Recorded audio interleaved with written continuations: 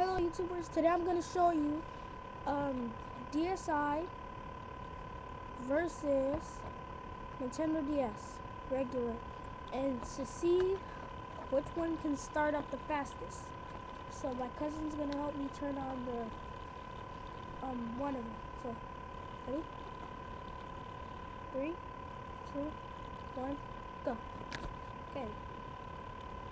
So as you saw, the DS got started before the Nintendo DS even got a chance to turn on. So we'll do it one more time. And we did it exactly at the same time.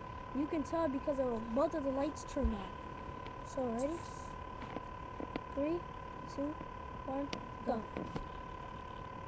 Okay, see you again.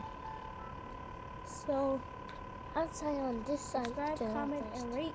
Sorry about that, that's my brother. So remember to subscribe and comment and rate and like this video. So peace out.